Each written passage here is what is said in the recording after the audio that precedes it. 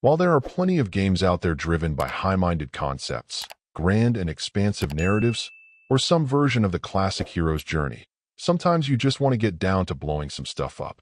Yeah, you could stimulate your mind, challenge yourself to face some sort of fear, or save the world, but watching a school bus explode is sometimes just the thing to make you smile.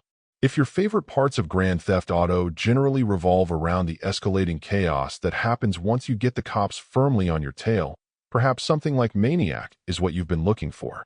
I'd indulge you with the details of its story, but there really isn't one beyond whatever you can imagine is behind each of the 6 oddball characters.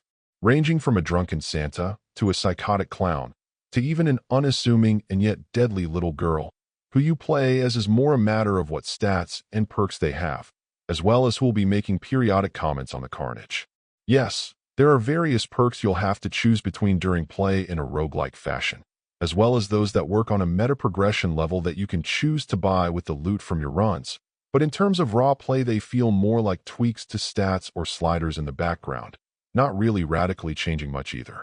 One thing that I do appreciate is the option to play either old-school twin-stick arcade style, with you retaining more control, or in more of a Vampire Survivors auto-fire way.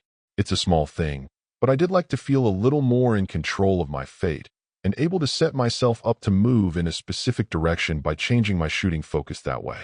Your real focus in almost every run ends up being to try to find a ripe opportunity for stealing a more armored or outright lethal vehicle though, as on foot you prove to be quite vulnerable. I'll admit to letting out a slight cackle of glee when I was able to take control of a tank and then not just plow through enemies on the street, but in general enjoy simply blowing away anything in my way as well. The thing is, while in bursts it can be a fun diversion, it doesn't take long to feel the lack of significant depth. Yes, you can change who you're controlling and some details, but your fundamental goals and road to success won't change much. Once I'd really gotten the hang of things, and picked up on the fact that vehicles like ambulances should be a major focus since they drop health, I was able to go the distance until the city was blown up at the 20-minute mark pretty easily.